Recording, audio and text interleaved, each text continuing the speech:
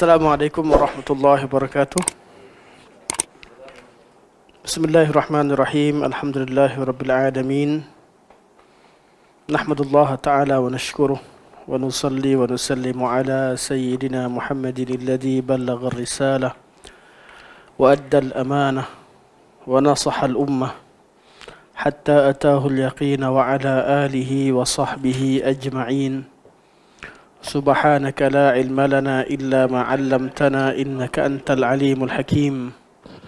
Rabbi shrah li sadri wa yassir li amri wahlul 'uqdatam min lisani yafqahu qawli, amma ba'd. Fa inna asdaqal hadits kitabullah wa khairal hadi hadi Muhammadin sallallahu alaihi wasallam wa syarrul umuri muhdatsatuha wa kullu muhdatsatin bid'ah wa kullu bid'atin dhalalah wa kullu dhalalatin finnar, thumma amma ba'd. InsyaAllah kita sambung kuliah kita. Walaupun ada yang nak bincang pasal isu dan sebagainya, tapi jangan sampai kelas asal tak jalan. Kelas kita kena terus berjalan. Okey, kita sampai pada muka surat 190, betul 190. Jadi perenggan terakhir. Ya, perenggan terakhir atau pada 191 di atas. Okey. Masih lagi dalam perbincangan kalam al-Imam Tahawi rahimahullah, kata beliau, ولا نرى الخروج على أئمتنا وولاة أمورنا وإن جاروا ولا ندعو عليهم ولا ننزع يدا من طاعتهم ونرى طاعتهم من طاعة الله عز وجل فريضة ما لم يأمروا بمعصية وندعو لهم بالصلاح والمعافاة. Dan kami berpandangan bahawa tidak patut untuk seseorang itu keluar ke atas pemimpin-pemimpin mereka dan wulatul umur mereka, walaupun pemimpin tersebut melakukan kezaliman, dan tidak boleh mendoakan kehancuran ke atas mereka. Dan kami tidak akan mencabut tangan daripada ketaatan, dan kami berpandangan bahawa ketaatan kepada mereka sebahagian daripada ketaatan kepada Allah Subhanahu wa taala merupakan satu kefarduan. Selagi mereka tidak menyuruh kepada perkara maksiat, dan kami sentiasa mendoakan mereka untuk kebaikan dan muafah. Ketika pemimpin kita menyuruh kita buat kebaikan, kita ikut. Ketika pemimpin kita melarang kita daripada perkara maksiat, kita ikut. Ketika pemimpin suruh kita perkara yang diharamkan, kita tinggalkan, kita tak ikut. Ketika dia menyuruh kita, ketika dia melarang kita daripada perkara kebaikan, kita pun tak ikut. Persoalan yang dibincangkan sekarang adalah bab-bab berkaitan dengan bab-bab perintah mereka yang tidak ada pelanggaran dengan syarak. Tidak ada pelanggaran dengan syarak. Okey, kita dah syarahkan perkara tersebut, kita terus tengok dalil. Dalil kewajipan, antara dalil-dalil kewajipan mentaati pemerintah dan juga waliul amar, termasuk ulama'. Kerana ulama', kita kata ulama' lebih asas daripada pemerintah, kerana ulama' yang memberikan pencerahan kepada pemerintah. Pemerintah ini, Allah kata, ya ayyuhallazina amanu atii'ullaha wa atii'ur rasula wa ulil amri minkum. Ya wahai orang beriman, taatlah kepada Allah, taatlah kepada Rasul dan ulil amri minkum, dan waliul amr dari kalangan kalian. Jadi kalimah minkum itu dengan didahului oleh nida ya ayyuhallazina amanu, pemimpin itu harus dan wajib dari kalangan orang beriman. Perkara penting untuk kita ingatkan, pemimpin yang kita pilih itu wajib dari kalangan orang-orang yang beriman. Kenapa? Sebab kadang-kadang berlaku perselisihan. Kerana wa in tanaza'tum fi syai'in farudduhu ila Allah wa Rasul. Fa in tanaza'tum fi syai'in farudduhu wa in tanaza'tum fi syai'in farudduhu ila Allah wa Rasul. Dan sekiranya kalian berselisih dalam suatu perkara, maka hendaklah kembalikan kepada Allah dan Rasul. Pemimpin dari kalangan orang beriman sahaja yang akan mengembalikan sesuatu perkara kepada Allah dan Rasul. Dzalika khairu wa ahsanu ta'wila, itulah dia perkara yang baik, al-khair, dan sebaik-baik penyudah. Kita nakkan kesudahan yang baik, pemimpin itu dari kalangan orang-orang beriman, kerana mereka sahaja yang boleh dengar dan boleh terima penyelesaian ikut Al-Quran dan Sunnah. Cuba Syekh ayat, fa'in siapa dia? Syekh Hanafi, cuba. Fa'in kan? Fa'in tanaza'tum. Ayat Quran ni kadang-kadang yalah, kita baca kat mulut kadang-kadang lupa. Fa keluar kadang-kadang.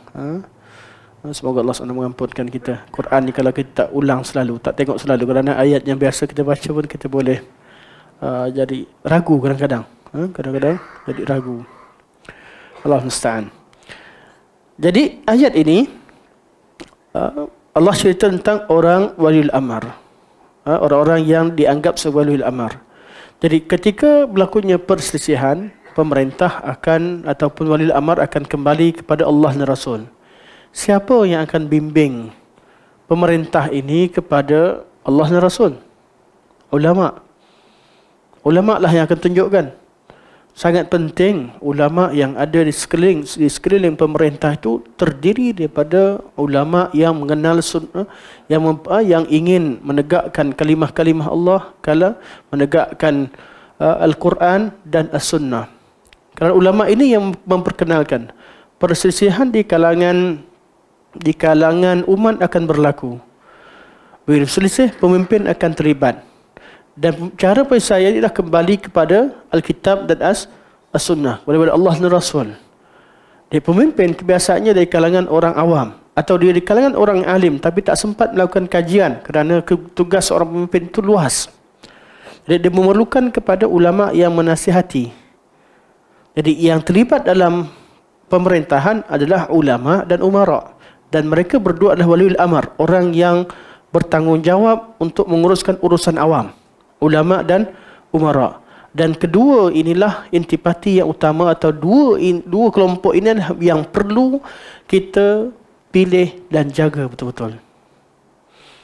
Sama ada ulama yang memegang jawatan besar bukan dari kalangan orang yang menegakkan Al-Quran dan Sunnah, atau pemimpin yang tidak mahu menegakkan Sunnah, dia jadi masalah. Akan jadi masalah. Sebab tu penting ayat ni. Jadi kalau pemimpin itu betul, pemimpin itu datang daripada orang yang beriman, yang sedia menegakkan Al-Quran dan As-Sunnah dalam dirinya dan dalam pemerintahan dan sebagainya, ketika itu kita akan menitijahkan suatu perkara yang baik. Okey. Terus masuk pada hadis. Antara dalil-dalilnya ialah daripada Ibnu Abbas radhiyallahu anhuma, telah berkata Rasulullah sallallahu alaihi wasallam, sesiapa yang melihat sesuatu, kita tengok bahasa Arabnya, man ra'a min amirihi syai'an yakrahuhu, barang siapa yang melihat sesuatu yang dia benci dari yang berlaku atau dilakukan oleh amirnya, itu pemerintah, falyasbir, hendaklah dia bersabar. Hendaklah dia bersabar. Pemimpin kat sini, pemimpin mana? Pemimpin mana? Pemimpin am atau pemimpin khas? Pemimpin am artinya semua orang, dia pemimpin pada seluruh orang. Ada lagi pemimpin khas, ketua usrah. Kita pemimpin bila nak bermusafir, naik kereta, kita ikut seorang, lantik seorang jadi pemimpin, atau pemimpin di khas, pemimpin, contoh pemimpin kapten sukan kan, dan sebagainya. Pemimpin mana yang Nabi maksudkan? Pemimpin am. Pemimpin am artinya kalau dia buat sesuatu dan semua kuasa berada di bawah dia, dan kalau kita tidak mentaatinya akan menimbulkan kerosakan yang umum, maka ketika itu hendaklah kita bersabar. Manakala pemimpin khas, kan naik kereta, kita serahkan pada Hanafi. Jadi pada Ustaz Khairan Marjua. Khairan Marjuan untuk jadi kita punya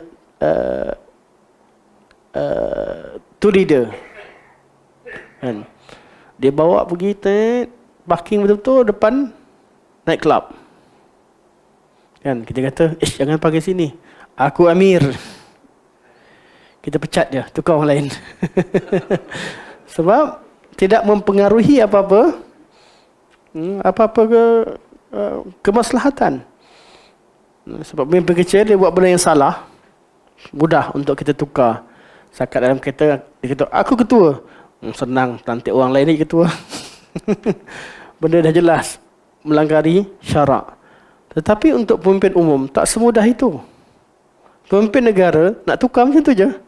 Tak naklah, kita tukar yang lain. Kita tak sabar. Pemimpin buat salah, tak sabar. Lawan, bakar tayar kat sana sini. Nak tukar macam mana? Dia pemimpin am yang tak mudah untuk kita tukar. Tak mudah untuk kita lawan. Bukan hukumnya tak boleh lakukan amar ma'ruf nahi munkar, tapi tidak. Kemaslahatan itu pun penting. Jadi apa yang mampu kita buat adalah sabar. Dan itulah manhaj al-sunnah wal jamaah. Falyasbir, maka adalah dia bersabar. Fa innahu, sesungguhnya, man faraqal jama'ata shibran, barang siapa yang memisahkan diri daripada jamaah shibran, walaupun sejengkal ataupun walaupun sedikit. Bab ni aku tak nak ikut orang ramai. Saya dah kata bukan berkaitan dengan bab nas, bukan berkaitan bab agama, kita kena tahulah yang mana betul dan salah. Tapi taat daripada ketaatan. Mana melepaskan diri walaupun kena 2-3 isu. Aku bab ni kalau dia cakap memang kalau dia buat contoh ada orang dia sensitif. Aku tak masalah dengan dia. Tapi kalau berani dia usik keluarga aku tembak dia. Contoh kan. Dia datang, dia tak menentang habis, tapi dia ada had dia. Itu namanya walaupun taat keluar daripada ketaatan sejengkal, artinya urusan-urusan yang kecil sedikit pun. Walaupun urusan yang kecil dan dia mencabut daripada ketaatan, tak nak ikut. Mencabut daripada ketaatan, memisahkan diri daripada ketaatan tidak bererti dia ni tak buat salah langsung. Kita ikut undang-undang. Kita memang ikut undang-undang. Mengiktiraf undang-undang di sebuah negara, iktiraf perlembagaan dan sebagainya. Tapi kadang-kadang langgar juga. Kan? Kereta baru keluar nak test juga. Jadi 190, 180 kan. Salah tak salah? Salah. Bila buat kesalahan dalam keadaan masih akur dengan keabsahan undang-undang dan tahu ketika itu dia tidak dikira sebagai khawarij. Dia bukan khawarij. Yang buat salah ni ramai. Diterima. Keresaman Allah. Kena pula ingatkan kamera agak jauh lagi pun dekat. Dia tahu salah dan dia terima. Khawarij ni dia kata kalau nampak polis tu sekali, polis semua tagut. Polis semua tentera-tentera tagut. Peduli apa dia? Nampak aku langgar aje. Mana dia memang hukumkan kufur kepada pemerintah dan juga kaki tangan pemerintah. Jangan pula bila orang buat salah undang-undang khawarij. Dia kena kata khawarij berkaitan i'tiqad. Khawarij dia i'tiqad kufurnya pemerintah dengan sebab kekufuran. Kalau khawarij kat Malaysia ni banyak cerita tentang perlembagaan ni bukan negara Islam. Itu permulaan dari situlah. Maka dibincangkan dalam perlembagaan ni bukan Islam. Begitu tanya balik, Islam macam mana? Apa yang awak mampu buat? Kita tak mampu. Kalau tak mampu nak buat macam mana? Apa yang kita boleh buat? Adakah hanya kerana dengan ada kekurangan pada satu perundangan, pada ada kelompongan pada perkara tertentu, kita cabut ketaatan daripada semua? Pasti kalau disebutkan undang-undang manusia buat, Dan kita tahu kita mentahkimkan kitabullah dan sunnah Rasulullah sallallahu alaihi wasallam. Itu yang kita nak. Kalau boleh diubah undang-undang daripada awal lagi, letak Al-Quran sunnah terus sebagai Quran. Tapi ini bukan perkara yang kita mampu buat. Tidak semudah itu. Mengubah perlembagaan, mengubah undang-undang bukan perkara yang mudah.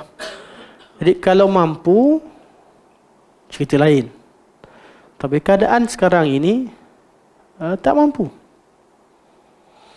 Jadi caranya, taatlah pada tempat yang benar, pada tempat yang betul, dan perkara yang salah kita tak taat. Dan menurut undang-undang, tak ada, memang dalam perlembagaan tak ada pun benda yang salah. Apa dalam undang-undang? Cuma kelompongan tertentu diguna oleh pihak yang melakukan kesalahan. Kelompongan tu diguna pakai. Bukan undang-undang tu yang suruh buat kekufuran. Betul? Apa yang berlaku pada di mana-mana sekalipun, kelompongan undang-undang. Bukan undang-undang tu menyuruh kepada menghalalkan zina, menghalalkan arak dan sebagainya. Kelompongan itu yang diguna ruang. Jadi undang-undang manusia memang tak sempurna. Memang undang-undang Allah yang paling sempurna menjalankan sebagainya. Jadi perjuangan itu perlu dibuat pada tempat yang betul ikut kemampuan. Tak boleh mentakfirkan. Ada orang takfirkan pemerintah. Habis pemerintah bertukar-tukar. Pemerintah yang pegang dengan perlembagaan yang sama bertukar-tukar. Yang mana satu kafir, yang mana satu tak, pening. Sebab tu fikrah begini tidak patut. Fikrah ini tidak patut dipraktikkan dan diamalkan. Caranya adalah masing-masing kita cari ruang untuk memberi khidmat, menyumbang apa yang potensi yang ada pada kita untuk kemaslahatan umum. Jaga diri kita, jaga keluarga kita, jaga apa yang kita mampu daripada kekuatan dan kemampuan yang ada pada yang Allah kurniakan pada kita. Okey. Dan Nabi kata, barang siapa yang keluar daripada jamaah walaupun sejengkal, famata, kemudian dia mati, famitatun jahiliyah. Maka mati dia tu, cara mati dia macam mati orang jahiliyah. Kerana masyarakat jahiliyah tak ada siapa yang dibai'ah. Tak ada pemimpin. Siapa kuat dia menang. Dia katakan Abdul Muttalib itu pemimpin Mekah kerana dia ditaati. Tapi tak ada perlembagaan kata dia ada ketua Quraisy keseluruhannya. Ada negara tak. Dia kabilah dia kuat. Kabilah Quraisy, Bani Hashim. Sampai masa mereka boleh buat boykot. Ketika dia ramai-ramai kumpul, tak apa. Dia kuat, kita boykot. Biar dia dengan Muhammad, kita jangan bercakap dengan dia, jangan jual beli dengan dia. Itu Quraisy. Itu zaman jahiliyah. Zaman jahiliyah, dia tak ada pemimpin. Tidak ada pemimpin. Siapa yang kuat, dia akan menang. Siapa yang dapat sokongan, dia akan jadi pemimpin. Tapi tak ada satu kelaziman untuk taat dan tak ada satu bai'ah yang kekal. Untuk selepas pada Islam datang, ada bai'ahnya. Bai'ah pada zaman Nabi hanya kepada Rasulullah sallallahu alaihi wasallam. Dan ketaatan pada seluruh orang-orang yang dilantik oleh Nabi sallallahu alaihi wasallam. Bai'ah pada zaman Khulafa ar-Rasyidin begitu. Hanya untuk khalifah. Dan bai'ah kepada khalifah, orang-orang yang dilantik oleh khalifah sebagai gubernur-gubernur merupakan sebahagian mentaati pemerintah. Tempatan itu adalah sebahagian ketaatan daripada pemerintah pusat, iaitu khalifah yang berada di pusat khalifah. Sama ada di Madinah Munawwarah pada pemerintahan 3 zaman dan di Kufah ataupun di Iraq di ketika zaman Sayyidina Ali bin Abi Talib. Kemudian berlakunya perselisihan pada peringkat awal. Ada bai'ah al-Madinah, bai'ah dengan Husain dan sebagainya. Kemudian kepada Sayyidina Ali, pada Muawiyah yang berada di satu tempat. Akhir sekali berlakunya Amul Jamaah, berkumpul semula di bawah khalifah yang sama. Kemudian dalam perjalanan zaman Umayyah berlaku lagi pecahan-pecahan. Ada negara yang keluar buat pemerintahan yang tersendiri pada zaman Umayyah, pecah. Negara-negara Islam yang ada di tempat tertentu, mereka tidak mula buat negara sendiri. Juga berlaku pada zaman Abbasiyah. Pada zaman Umayyah dan Abbasiyah, ketika itu bukan satu khalifah. Bukan khalifah menguasai seluruh negara. Ada kawasan negara Islam yang ada kerajaan-kerajaan kecil. Mula ada sampai pada zaman Turki Uthmaniyah sekalipun. Ketika itu mereka, khalifah Uthmaniyah, masing-masing berkuasa di tempat mereka ada kuasa dan ada pengaruh. Namun khalifah ni, yang disebut khalifah ni orang yang paling besar lah, dia besar. Tapi khalifah ketika itu tidak lagi mempunyai makna seperti khalifah pada zaman Nabi SAW. Dari situlah pada zaman sekarang pecah makin pecah. Dunia Melayu sendiri pecah pada beberapa negara. Dunia Afrika sendiri pecah pada negara. Eropah pecah pada negara. Negara Arab yang dahulunya bersama semua pecah di negara masing-masing. Oleh kerana zaman kita zaman yang sangat lemah, tiap-tiap negara hanya kecil saja kuasanya, maka ketika itu kita kembali pada usul berbai'ah dengan pemimpin yang berkuasa di setempat.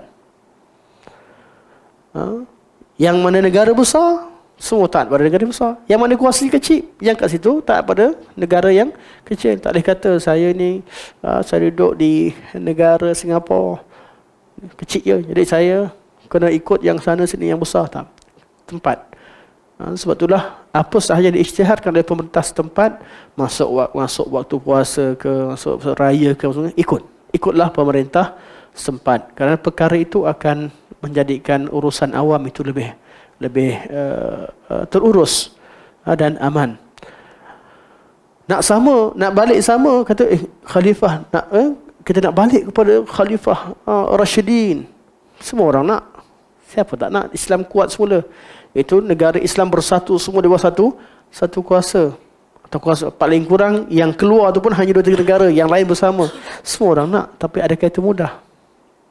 Mampu? Adakah itu kita mampu? Kalau tak mampu, baliklah, buatlah apa yang kita mampu. Kalau kita mengharapkan buat sesuatu perkara yang kita tak mampu, yang terjadinya adalah sebaliknya. Bukan masalah yang ada, tapi mafsadah. Banyak kumpulan yang nak lantik khalifah dia sendiri. Terakhir zaman sekarang ISIS lah. Tiba-tiba dia nampak semua negara pecah, dia lantik Abu Bakar al-Baghdadi sebagai dia punya khalifah. Tiba-tiba dari mana dilantik? Ada khalifah pula umat Islam ni. Tiba-tiba dia isytiharkan semua negara yang tak bai'ah dengan dia adalah khawarij. Orang lain tu khawarij. Dia pun baca ada khawarij. Dia dah ada khalifah sekarang. Khalifah yang umum itu khalifah yang dibai'ah oleh seluruh umat Islam. Nak sampai manusia bersatu ke sampai situ sangat jauh. Baru isu tentang Ainallah dah bergaduh dah.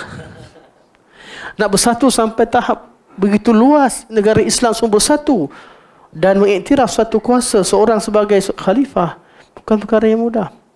Perselisihan umat ini sampai pada tahap akidah yang paling basic pun dah selisih. Jadi apa kita mampu? Kita tak mampu. Nak satukan seluruh dunia Islam, kita tak mampu. Nak islahkan dalam peringkat negara pun tak mampu. Yang mampu kita buat apa yang kita mampu, buatlah apa yang kita mampu. Tiap-tiap orang ada kemampuan yang terbatas. Isu, jadi nak tak nak, kena betulkan orang Islam dulu. Nak tak nak, kena betulkan tiap-tiap akidah pada orang Islam, ibadah dia, betulkan akhlak dia. Akhlak orang Islam banyak rosak dah. Dulu beza, orang Islam takkan pakai macam orang kafir. Dia ada izzah dia. Zaman sekarang, orang kafir Islam sama je. Sama, pakaian sama. Yang tidak berpakaian pun sama. Zaman dah sampai pada waktu perpecahan yang sangat teruk, berpunca daripada umatnya yang tidak lagi mengamalkan sunnah.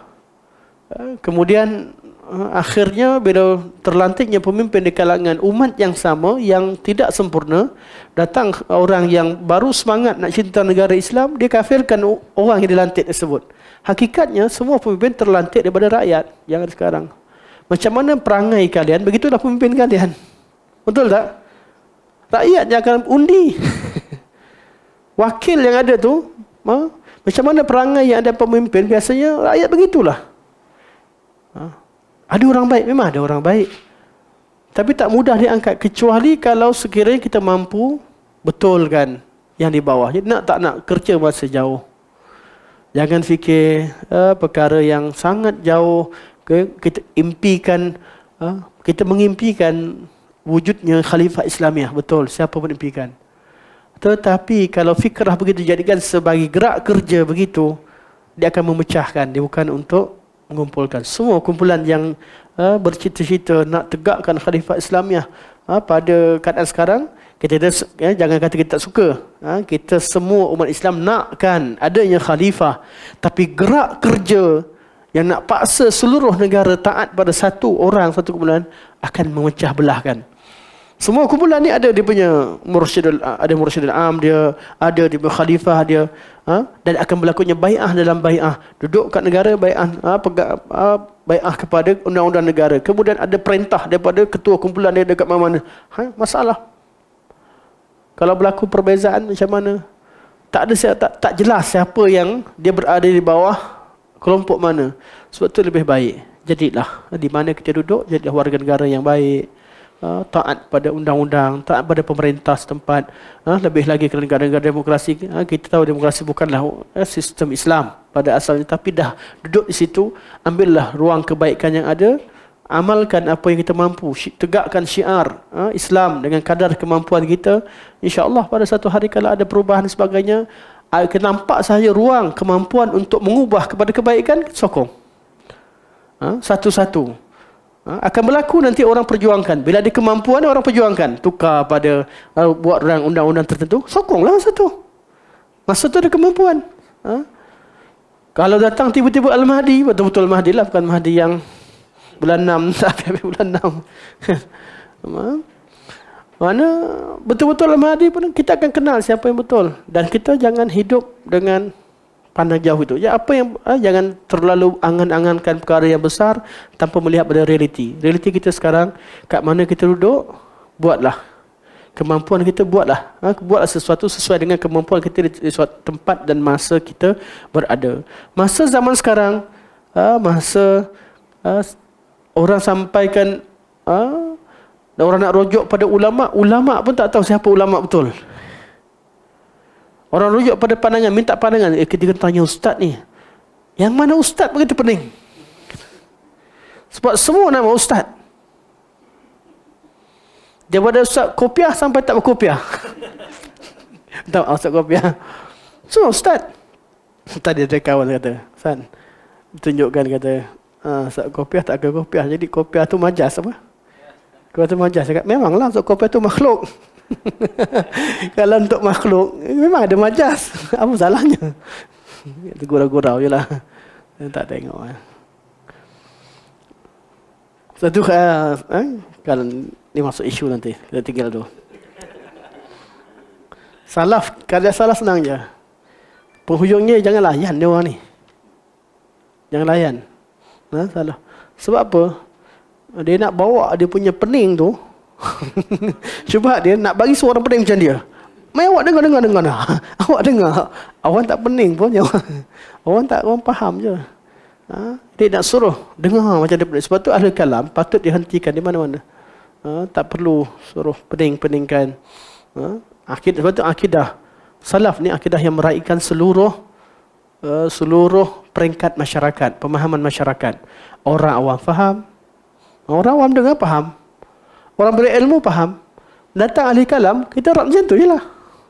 Apa susah? Kalau akidah salaf hanya boleh fahamkan orang awam dan tak mampu memahamkan orang yang alim atau ada penentangan, itu kurang. Tapi salaf tidak. Salaf tu mudah. Orang awam faham. Ahli bid'ah datang, kita boleh fahamkan, kita boleh nyahkan. Akidah yang sempurna. Akidah yang diwarisi daripada Rasulullah sallallahu alaihi wasallam. Dan tak ada apa yang susah dalam ajaran Islam. Dalam bab akidah tidak ada bab yang susah. Tak ada bab yang susah. Tak ada bab yang susah nak faham. Bab yang perlu pada usaha tu ada, tapi tak ada bab yang kalian tak akan faham, tak ada. Mesti kita faham. Sebab akidah dia bentuk khabar, berita, makluman.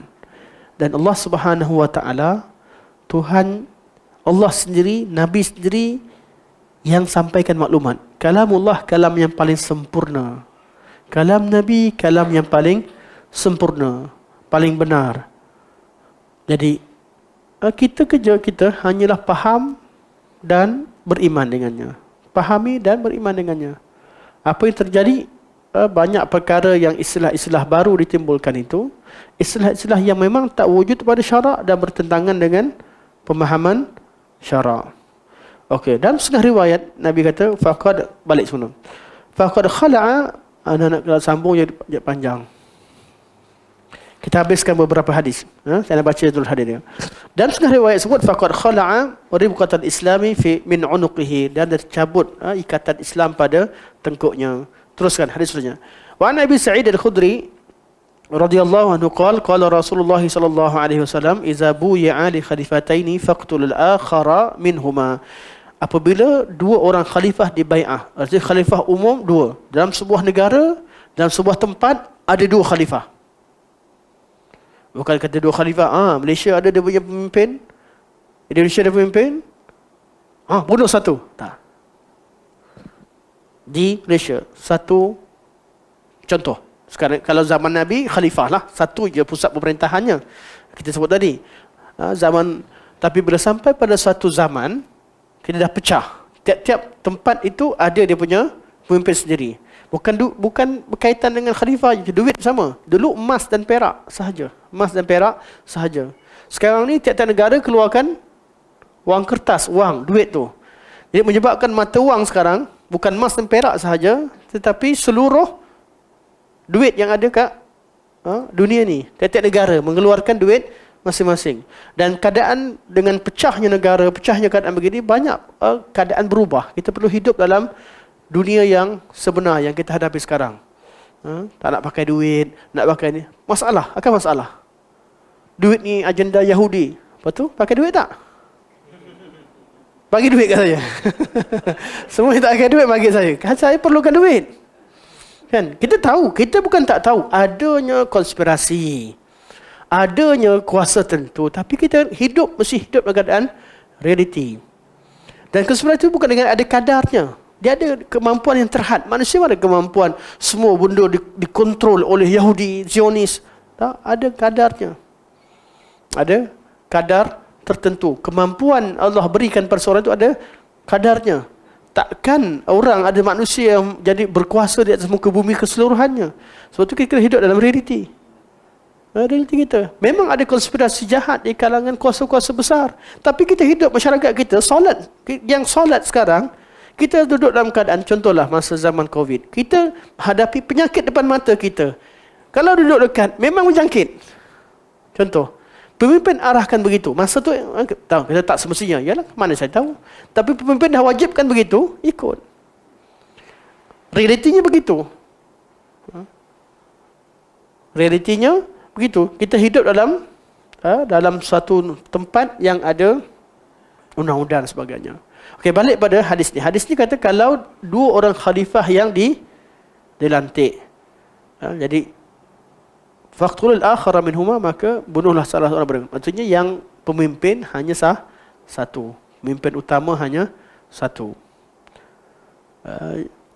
Cuma satu benda yang kita perlu ingat sebelum berbincang tentang bab bunuh, perang, kafir harbi tak harbi, kita kena tahu semua perkara umum hanya dilaksanakan oleh pemerintah. Hanya dilaksanakan oleh pemerintah. Semua perkara berkaitan dengan kemaslahatan umum hanya diisytiharkan oleh pemerintah. Tak boleh kita kata jalankan hukum. Kita negara Islam ni, jadi kita pergi potong tangan siapa yang curi. Jangan, tak boleh. Dia mesti pemerintah. Jadi kita sekarang ni, bab-bab sekarang, kita cerita yang kita mampu buat sekarang, taat kepada pemimpin dalam perkara ma'ruf. Itu sahaja mampu kita buat. Jadi buatlah, ikutlah pada kadar kemampuan. Wa an Auf bin Malik radhiyallahu anhu, dan daripada Auf bin Malik radhiyallahu anhu, an Rasulullah sallallahu alaihi wasallam, daripada Rasulullah sallallahu alaihi wasallam bersabda, khiyaru a'immatikum alladhina tuhibbunahum wa yuhibbunakum. Sebaik-baik pemimpin. Tuan-tuan ni sekarang dekat dengan waktu pilih pemimpin. Nabi ajar, kebetulan pula waktu kena. Nabi kata, sebaik-baik pemimpin siapa? Khiyaru a'immatikum, sebaik-baik pemimpin kalian, alladzina tuhibbunahum wa yuhibbunakum, ialah orang yang mencintai kalian dan kalian mencintai mereka. Dia pemimpin ni, kriteria dia adalah pemimpin yang mencintai rakyat dan rakyat cintakan pada dia. Wa tusalluna alaihim wa yusalluna alaikum, dan dia mendoakan kebaikan untuk kalian, kalian mendoakan kebaikan untuk dia atau untuk mereka. Pemimpin yang ada sifat rahmat, pemimpin yang mendoakan kebaikan. Kita nak pemimpin yang betul-betul menangis waktu malam berdoa untuk kemaslahatan umatnya, seperti berlaku pada zaman Sayyidina Umar bin Khattab. Berlaku kepada pemimpin-pemimpin yang ikhlas mendoakan kebaikan untuk rakyat, rakyat yang ikhlas mendoakan kebaikan untuk pemimpin. Jadi ketika bahasa doa, kita doakan masuk khutbah tu, doa betul-betul ikhlas. Rakyat yang cinta dan mendoakan kepada pemimpin. Pemimpin juga cinta dan mendoakan kebaikan untuk rakyat.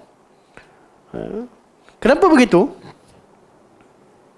Itulah fitrah. Itulah fitrah. Kenapa fitrah? Manusia ni Allah jadikan fitrah, dia suka pada orang yang buat baik dengan dia. Betul? Kalau orang buat baik dengan kita, apa yang kita buat? Kalau kita mampu, kita pertama sekali terima kasih. Kan sejahat-jahat orang, kan, tiba-tiba dia jatuh, kita tolong dia, angkat dia. Dia akan berterima kasih. Dia ada kemampuan lebih, bukan sahaja terima kasih, dia bagi hadiah. Dia bagi hadiah. Dan bila saling memberi hadiah, akan timbulnya rasa kasih sayang. Budaya berterima kasih, bertukar hadiah, akan melahirkan kasih sayang. Dan pemimpin yang baik begitu. Buatlah sesuatu yang boleh rakyat berterima kasih. Tak ada cara lain. Dalam penggal, cerita sikitlah, 5 tahun berkuasa, berkhidmatlah, doalah untuk rakyat. Buat sungguh-sungguh, ikhlas kerana Allah SWT, iaitu mendoakan. Dan buatlah apa sahaja kemampuan yang ada untuk kemaslahatan. Dan manusia ni Allah jadi macam tu dah. Orang buat baik, dia akan berterima kasih. Dan dia akan beri hadiah. Dia bukan terima kasih, dia akan berikan apa yang dia mampu untuk orang yang dicintainya. Dan bila adanya give and take dari sesama manusia, akan lahirlah perasaan kasih sayang. Dan ketika itu lahirlah pemimpin yang terbaik. Pemimpin terbaik, pemimpin yang cinta pada kalian cinta pada mereka. Kalian berdoa, dia mendoakan untuk kalian, mereka mendoakan untuk kalian doakan untuk mereka. Wa syiraru a'immatikum, dan pemimpin yang buruk di kalangan kalian, allazina tubghidunahum wa yubghidunakum, ialah orang yang kalian benci pada dia dan dia membenci dengan kalian. Dengan artinya apa? Dia bermula dengan mengambil hak. Dia memerintah, dia ambil hak. Dengan mengambil hak atau tidak memberikan hak, akan melahirkan kebencian. Orang tak terima kasih, orang benci.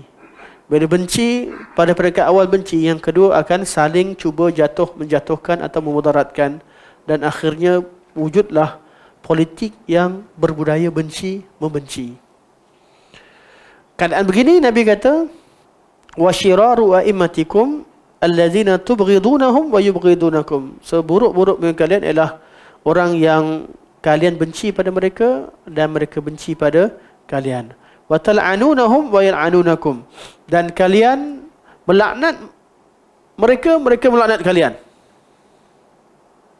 Melaknat. Jadi doa buruklah, caci maki satu sama lain. Kalau sampai di mana-mana keadaan politik begitu, caci mencaci, maki memaki, tandanya apa? Politik memimpin sekarang pemimpin buruk ke baik? Wallahu a'lam. Jadi kena cari, kena pilih betul-betul pemimpin yang sifat yang disebutkan. Tapi faqulna, ini bukan situ yang kita bincangkan. Maka kami tanya, ya Rasulullah, wahai Rasulullah, kan jahat ni, dah ada jahat dah ni, pemimpin jahat, confirm. Sahabat pun dah semangat dah ni, jahatnya. Dia buat kita marah, sahabat semangat. Faqulna ya Rasulullah, afala nunabiduhum bisayfi 'inda dhalik? Adakah patut kita balas, kita lawan mereka dengan pedang ketika itu? Marah ni, sahabat dah marah. Nabi kata apa? Faqala la. Nabi kata, la, tidak. ma aqamu fikumus salah, selagi mereka ni mendirikan salat. Orang Islam lagi kan, sembahyang lagi kan. Dalam riwayat yang lain kata illa antara kufran bawaha. Jangan, la. Illa antara kufran bawahan, sehingga kamu nampak memang jelas dia kafir. Dia orang Islam dia dah murtad dah kafir. Kalau macam tu barulah boleh. Tapi dengan kaedah seterusnya lah, bukanlah begitu saja. Itu kalau berlaku. Artinya kafir artinya pemimpin yang Muslim yang melawan agama sendiri dan menghalang segala syiar Islam dan sebagainya. Tapi kalau masih solat, artinya dia jahat-jahat pun dia Islam lagi, dia bukan kafir. Dia masih solat, dia masih lagi lakukan kebaikan tertentu.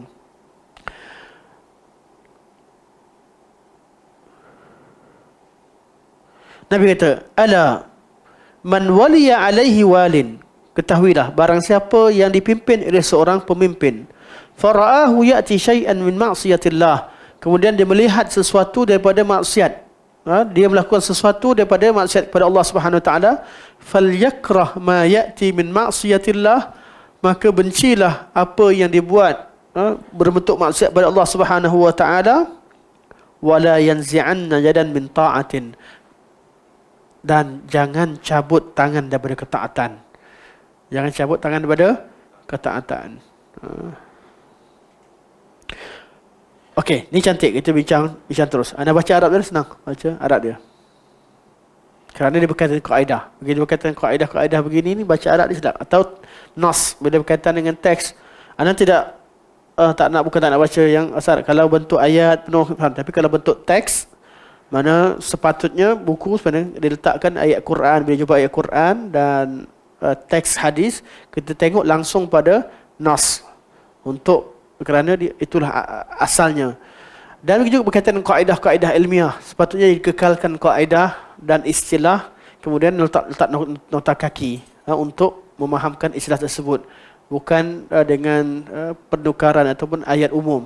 Nanti tak sampai, takut tak sampai maksud penulis asal. Okey. Kata Syekh, ini Syekh Ibn Abil Is, faqad dalla al-kitab wa sunnatu ala wujubi ta'ati ulil amri ma lam ya'muru bi ma'siyatin. Okey, ni Syekh dah bawa ayat Quran banyak ni. Ayat Quran dan hadis Syekh dah bawa. Syekh buat kesimpulan. Sesungguhnya dalil Al-Quran dan Sunnah menunjukkan bahawa wajib taat kepada pemerintah waliul amr selagi mereka tidak suruh buat perkara maksiat. Fata'ammal qawlahu ta'ala, perhatilah qaulullah subhanahu wa ta'ala, ati'u Allah wa ati'ur rasul wa ulil amri minkum. Taatlah pada Allah, taatlah pada Rasul dan pemimpin dari kalangan kalian, ulil amri minkum. Kaifa qal wa ati'ur rasul wa lam yakul wa ati'u ulil amri minkum. Tengok macam mana Allah sebut ati' Allah wa ati'ur rasul. Ati'ur rasul kalimah ati'u, tapi ulil amri minkum Allah tak kata ati'u ulil amri minkum, tak ada kalimah ati'u. Kenapa kata Syekh? Kerana ulil amri la yufraduna bit ta'ah bal yuta'una fima huwa ta'atun lillahi wa lirasulihi. Kerana waliul amr itu tidak ditaat dengan sendirinya, akan tetapi mereka ditaati atas ketaatan mereka kepada Allah dan Rasulnya. Berkaitan dengan taat waliul amr, ada kaitan dengan taat dengan Allah dan Rasul. Wa a'ada al-fi'la ma'ar rasul li'annahu man yuti'ir rasul faqad ata Allah. Allah ulang balik kalimah ati' Allah wa ati'ir rasul. Kalimah ati'u diulang balik selepas ati' Allah ati'ir rasul, kerana siapa-siapa yang taat Rasul, hakikatnya dia dah taat kepada Allah. Kenapa? Fa innar rasul la ya'muru bi ghairi ta'atillah. Nabi seorang rasul takkan perintahkan sesuatu kecuali taat kepada Allah. Bal huwa ma'sumun fi dhalik. Bahkan Rasul itu maksum dalam perkara demikian. Nabi takkan suruh buat benda silap, yang tak maksiat dan sebagainya. Wa amma walul amri, akan tetapi walul amri faqad ya'muru bi ghairi ta'atillah fala yuta'a illa fi ma huwa ta'atun lillahi wa rasulih. Kadang-kadang dia suruh benda yang bukan taat pada Allah, dia suruh buat benda yang maksiat, maka tak ditaati. kecuali pada perkara yang adanya ketaatan pada Allah dan Rasul. Ini Syekh kata kalimah ati'u tadi. Ini Syekh syarahkan. Kita dah terangkan awal-awal dah. Cuma Syekh sebutkan secara nas dalam buku beliau. Wa amma luzumu ta'atihim fa in jaru fa li'annahu yatarattabu 'ala al-khuruji an ta'atihim min al-mafasidi ad'afu ma yahsulu min jawrihim. Manakala kewajipan mentaati mereka walaupun mereka dizalim, kerana kesan daripada melawan dan keluar daripada ketaatan pada mereka itu akan melahirkan kerosakan yang banyak dan lebih berganda kerosakannya berbanding dengan kezaliman mereka itu sendiri. Kalau ada pemerintah sebuah negara, dia berlaku zalim. Mungkin dia buat zalim pada seorang. Isu pemerintah zalim kepada si fulan di hospital sekian. 1, 2. Bila bangun, ramai bangun, 1000 orang marah bangun. Berlaku peperangan. Mana bila khuruj ni, angkat senjata lah. Oleh kerana nak dapat apa? Macam cerita Tamil ni. Cerita Tamil banyak khawarij. Kan, seorang yang kena, biasanya keluarga hero lah. Kan? Hero akan bawa semua orang dia lawan dengan polis, lawan dengan semua sekali. Itu menandakan itu perasaan rakyat. Biasalah cerita dia nak terima. Dia akan jadi hero lah. Sebab itu khawarij tu. Jadi disebabkan seorang yang dizalimi dan perkara itu bukan perkara diikrarkan, perlu dinasihati, perlu ditegakkan haknya. Tapi kalau berlaku kezaliman dan tak mampu untuk tegakkan, 1000 orang, 2000 orang bangun. Datang, last sekali seorang mati. Naik 2000 orang kena tembak dengan tentera, semua mati. Contoh. Jadi kejahatan yang ataupun keburukan, mafsadah yang lahir daripada keluar dari pemerintah lebih besar daripada kerosakan yang satu. Itu kalau pemerintah mampu kontrol. Kalau pemerintah tak mampu kontrol, dah jadi 2 tentera dalam sebuah negara, apa berlaku? Peperangan yang tidak berkesudahan. Dan itu yang berlaku di Syria, berlaku di Yaman, berlaku di Afghanistan dan sebagainya. Pada satu ketika, kerana ketika itu dua-dua dah ada kekuatan. Jadi masalah makin besar. Pada awalnya hanya kes macam kes asal nak tuntut kerja je, ramai penganggur. Pengangguran. Last kali semua satu negara habis.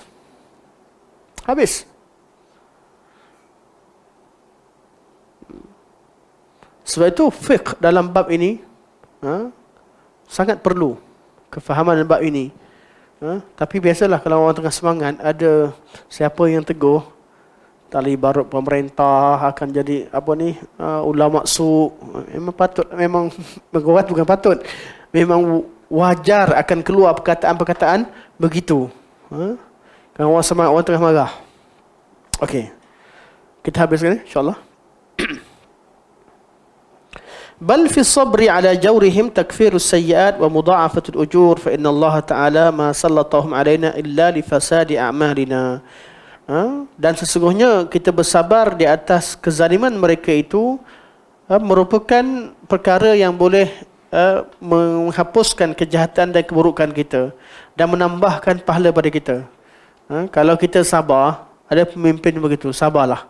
Bukan sabar tak bertindak. Sabar artinya tidak lawan dengan senjata.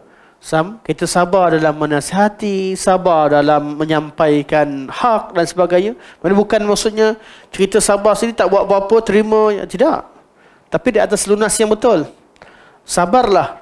Dalam perkara demikian, kesabaran itu akan menghapuskan kejahatan dan akan menambahkan pahala. Kerana Allah Subhanahu Wa Taala tidak akan mengangkat satu pemimpin yang menguasai mereka, pemimpin yang jahat yang kontrol mereka, kecuali daripada amalan mereka sendiri. Daripada mereka sendiri. Kalau dalam sebuah kampung bermesyuarat lantik orang terbaik di kalangan dia, rupanya penyangak. Masalah pada kampung sendiri. Tak semua penyangak. Mungkin, kenapa? Dia boleh pilih penyangak jadi ketua kampung. Jelas? Mungkin kerana tidak kenal, tidak rapat. Mungkin kerana tidak cakna. Mungkin macam-macam sebab. Mungkin juga semua penyangak. Mungkin juga semua penyangak. Dulu geng, sama-sama geng. Kita sama-sama curi kambing. Curi semua ramai-ramai. Geng penyamun. Kami lah penyamun kan. Lepas tu lantik sesama sendiri. Nah, last sekali, dulu sama orang lain, sekarang sama sesama sendiri. Mungkin itu berlaku.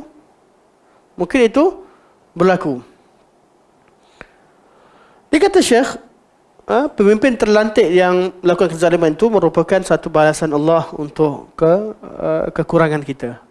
Jadi sabarlah. Sabar itu akan Allah ampunkan kesalahan. Semoga dengan perkara Allah ampunkan kesalahan dan mengangkat darajat atau menambahkan pahala. Jadi apa yang wajib kata Syekh? Fa'alai wal jazaa'u min jinsil amal. Allah akan balas sesuatu sesuai dengan amalan kita sebenarnya. Fa'alaina al-ijtihad fil istighfar wat taubah wa islahil amal. Jadi kalau berlaku, tengok pemimpin sekarang, subhanallah, itu yang berlaku pada masyayikh. Anda jumpa syekh-syekh.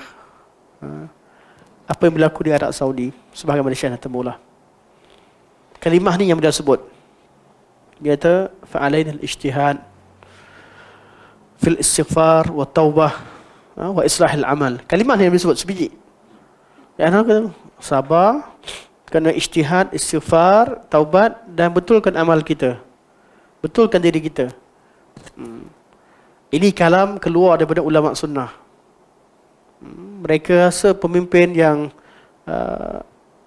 berbeza dengan dahulu, mereka disebahkan kerosakan dan kekurangan pada diri mereka.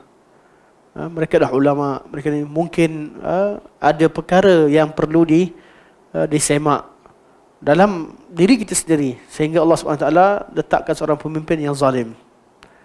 Tapi dalam bab politik, hatta di bab soal nak kata zalim 100% tak juga, pasti ada perbezaan pandangan. Tapi bagi pihak yang merasa terkesan, istighfar kepada Allah SWT, ijtihad, taubat dan betulkan amalan kita. Qala ta'ala wa ma asabakum min musibatin fabima kasabat aydikum wa ya'fu an katsir. Apa sahaja yang menimpa kamu, musibah-musibah yang menimpa kamu, ni ayat 100 muka surat 152. Fabima kasabat aydikum wa ya'fu an katsir.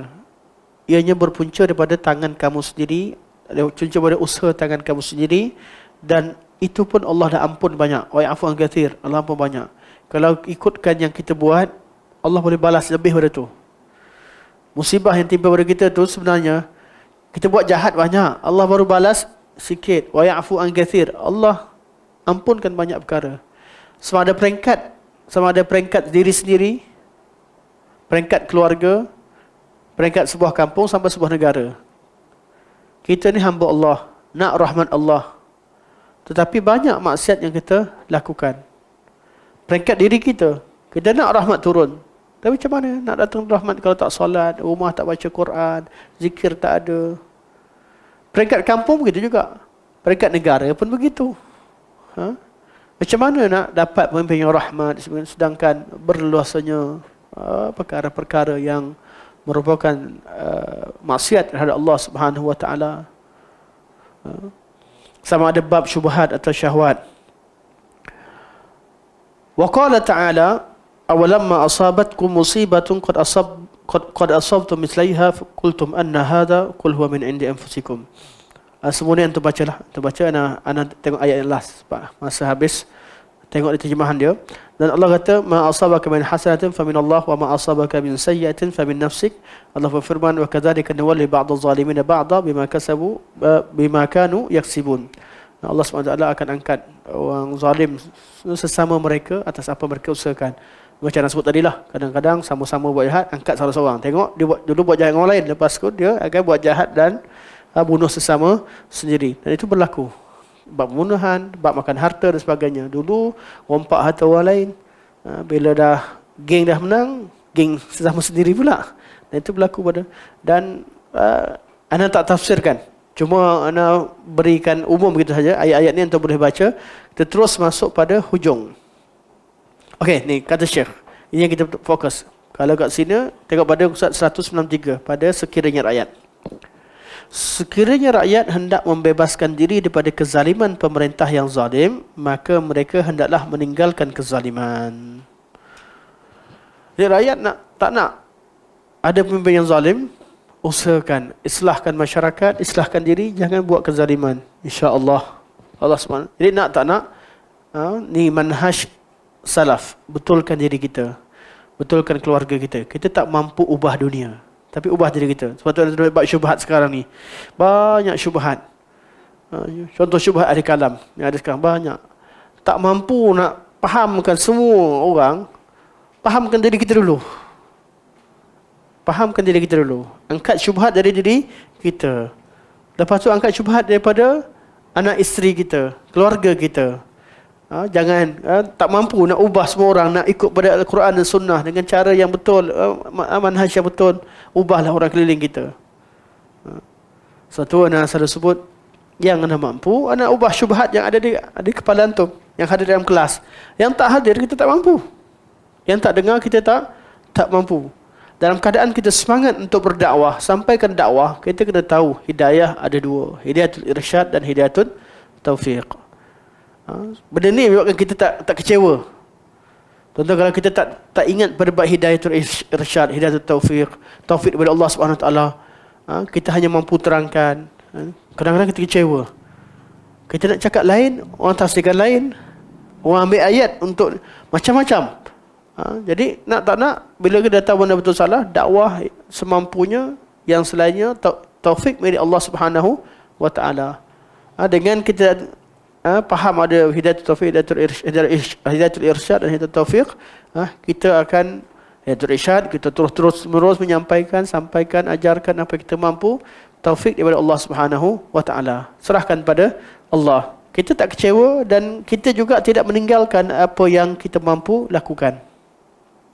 Wa an Malik bin Dinar annahu jaa fi ba'd kutubillah. Anallahu malikul muluk. Qulubul muluki biyadayya, faman ata'ani ja'altuhum alaihi rahmah. وَمَنْ أَصَانِي جَعَلْتُهُمْ عَلَيْهِ نِقْمَةً فَلَا تَشْغَلُوا أَنفُسَكُمْ بِسَبِّ الْمُلُوكِ لَكِنْ تُوبُوا أَعْطِفْهُمْ عَلَيْكُمْ. Daripada Malik bin Dinar, salah seorang daripada ulama tabi'in.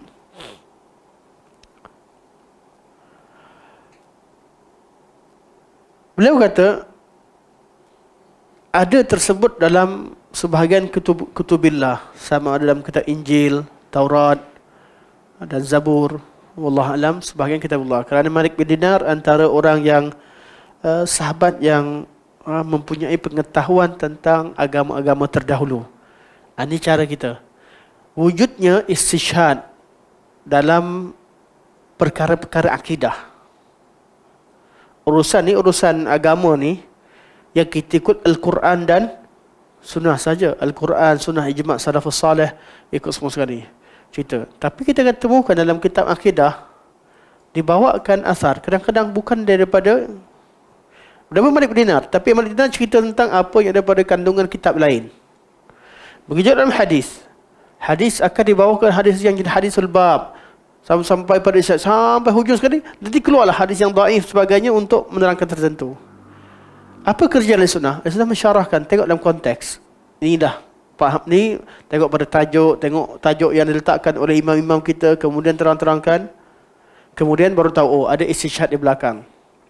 Apa yang dibuat oleh bid'ah? Dia tak baca semua ni. Dia pergi tengok, cari syubhah. Dia kata, inilah dia. Tengok dalam kitab disebut, Syekh dia kata sekian-sekian. Takrir. Syekh takrir benda lain. Tapi dicari apa yang boleh sesuai dengan syubhat yang ada pada diri dia. Dalam ni, kata Malik bin Dinar, ada tercatat dalam sebahagian daripada kitab-kitab terdahulu. Anallah malikul muluk. Aku adalah Allah, raja kepada seluruh raja-raja. Qulubul muluki biyadayya. Hati raja-raja atau pemimpin-pemimpin ini ada di kedua tanganku. Takwil ke tak takwil? Tak payah. Baca je lah.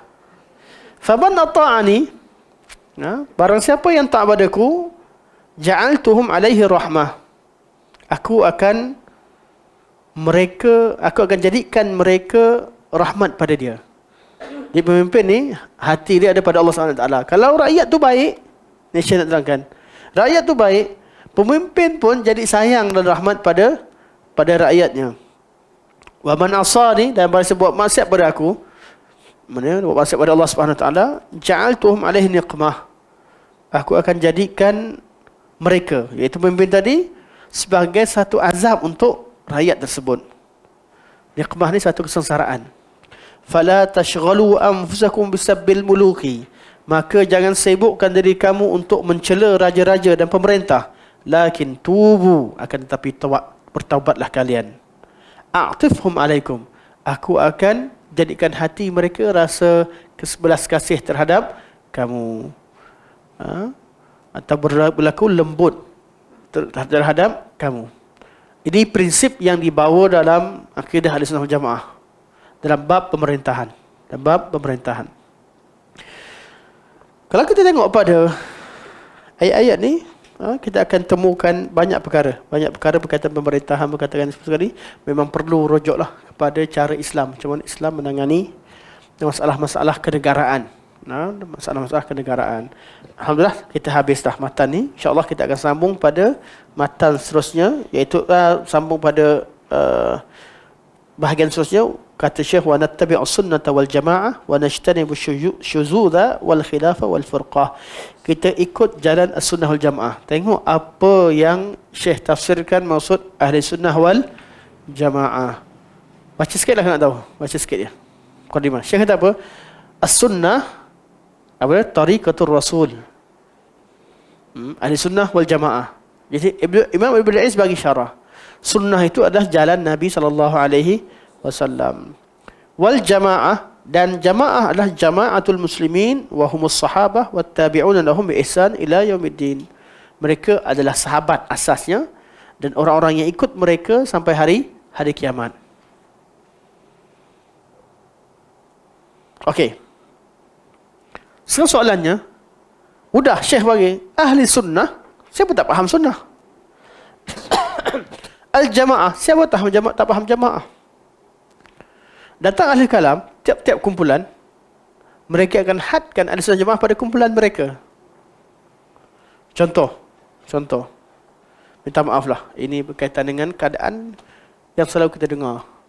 Ahli sunnah wal jamaah adalah al-Asy'ariyah dan al-Maturidiyah. Kita bukan nak keluarkan Asy'ariyah Maturidiyah daripada sunnah. Bukan menjadi tujuan kita untuk bincangkan perkara tersebut. Tapi kita tak setuju dengan ta'rif ini. Ta'rif yang qasir. Ta'rif yang terhad dan terbatas.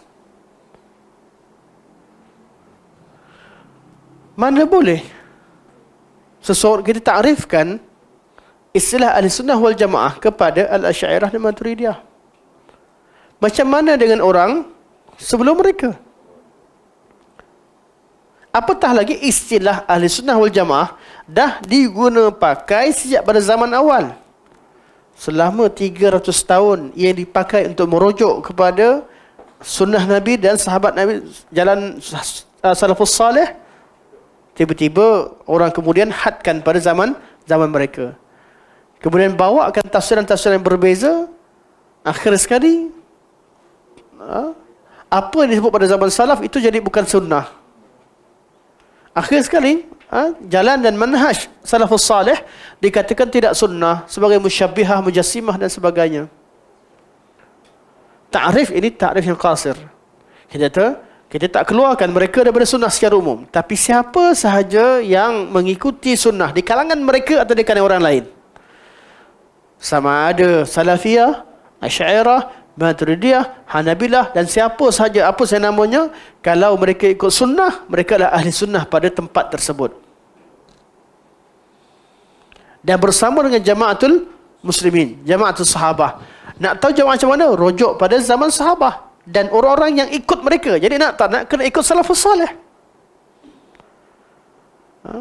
Sebab tu dah yang dikatakan salafus salih, apa dia? Kena faham betul-betul. Bukan yang hidup di zaman tu saja. Salafus salih, kita kata as-sahabah at-tabi'un, yang ikut sahabat. Nak katakan kurun terbaik ialah kurun at-tabi'un, yang ikut sahabat. Bukan orang yang cela sahabat atau cela sebelumnya. Wat-tabi'ut tabi'un, orang yang ikut mereka lagi. Jadi kesinambungan itu sama. Ajaran tu tak. Ajaran kita berasaskan ittiba'. Ikut. Agama kita agama yang dah sempurna. Tak ada perlu penambahan. Semua ilmu yang ada kemudian hanyalah tujuannya untuk mengembalikan manusia pada kesempurnaan yang wujud pada zaman Nabi SAW. Anak selalu ulang-ulang balik. Tapi boleh jadi perkara ini supaya masuk kepala kita. Macam mana boleh wujud ilmu Nahu? Ya? Sebab Sayyidina Ali dapati bahawa ada anak dia sendiri cakap salah Nahu. Betul? Salah Nahu. Tak boleh nak bariskan betul. Ma'ajmala dengan ma'ajmalu. Salah. Saya perintahkan supaya dia cuba cari kaedah. Buat kaedah untuk betulkan lisan. Jadi, Nahu bukan nak ajar Quran Sunnah kena ikut istilah Nahu. Quran ni berbeza. Kita belajar Nahu, kena baris atas. Quran sebut baris depan pula. Oh, salah Quran, salah Nahu. No. Quran Sunnah itulah yang asal yang ada pada zaman salafus salih. Pemahaman yang benar. Al-Quran dan Sunnah dan pemahaman yang sempurna itu wujud pada zaman salafus salih. Perkataan dan kefasihan itu wujud pada zaman salafus salih. Ilmu yang kemudian adalah ilmu untuk membetulkan kesilapan yang wujud pada zaman mereka untuk kembalikan mereka pada zaman salafus salih. Ilmu Nahu betulkan baris, ilmu saraf betulkan tasrif, betulkan perubahan-perubahan yang ada pada ni, ilmu saraf. Datang ilmu qiraat, kumpulkan wajah bacaan Nabi SAW. Datang ilmu tajwid, betulkan cara bacaan macam mana Nabi SAW baca. Datang ilmu balaghah. Ilmu balaghah tujuannya apa? Untuk membetulkan kefahaman macam mana sahabat-sahabat dan Rasul faham. Kalau datang takrif al-hakikah dan majaz, bukan untuk betulkan pemahaman sahabat. Pembahagian hakikat dan majaz yang ada pada ilmu balaghah bukan untuk lawan pemahaman yang asal yang sedia wujud pada sahabat. Mereka dah paling faham Al-Quran, mereka paling faham sunnah, mereka paling fasih, kefahaman mereka yang kita warisi. Kaedah kemudian ini hanya untuk kembalikan manusia kepada keaslian yang ada pada ajaran Islam. Sebab tu, kaedah-kaedah begini, untuk mudah faham ini, kita kata, faham? Kita kena cek, kena rujuk kepada asal pemahaman mereka macam mana. Itulah yang menentukan betul tak betulnya ilmu yang ada sekarang. Adakah ilmu balaghah sesat? Tak sesat. Yang sesatnya kalian yang pergi ambil suatu kaedah, letakkan pada bukan pada tempatnya. Semua kaedah yang ulama buat, kemudian adanya pengecualian-pengecualian. Ilmu kalam sahaja yang lain. Dahlah ambil bukan daripada Al-Quran dan Sunnah dan Salafus Salih. Pergi ambil daripada ilmu Yunan yang dah bertukar sampai 8 sampai 15 bahasa. Bertukar-tukar, tak ada sanad, tak ada matan, tak ada apa semua. Tak ada apa langsung. Tiba-tiba keluar kaedah daripada Risalah Ikhwanus Safa. Risalah kecil yang diletakkan curi-curi sana sini pada zaman Salafus Salih. Sebarkan syubhat. Lama-lama, inilah dia dalil qat'i. Amboi. Ayat Quran dan Sunnah tak boleh beza dengan ni. Kaedah kalam. Dan mereka cuba tarik. Mereka tak hujah. Ilmu kalam tak berhujah dengan balaghah. Tak berhujah dengan Al-Quran dan Sunnah. Tidak. Ilmu kalam ilmu akal semata-mata. Pada asal falsafah. Cuma bila ada sokongan yang sesuai, baru diistishhad. Tiba-tiba anda akan nampak mereka datang ijtihad dengan hadis. Subhanallah, bila masa mereka nak belajar hadis. Saya tak kata ilmu kalam, itu beza. Saya kata kalam yang umum.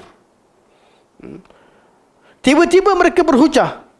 Dalam bab ilmu kalam, berhujah dengan bawa datang kalam salafus salih. Masya Allah, bila masa mereka sebenarnya nak ikut salafus salih sebagai dasar. Tiba-tiba dia akan bincang. Dia akan cari ruang untuk betulkan apa yang dah ada.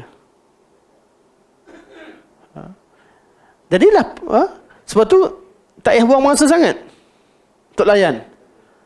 Cuma kalau yang ahli kalam yang anak cucu cicit yang kemudian ni, dia orang sendiri tertipu dengan ahli kalam sebelumnya. Ahli kalam sendiri pun tertipu dengan sebelumnya. Kesilapan. Dia tak nak, mereka pun sahabat macam kita juga, kawan-kawan kita juga, mak orang yang hidup dengan kita sebagainya, tak nak, kena juga layan sekali-sekala, betulkan mereka. Takkan kita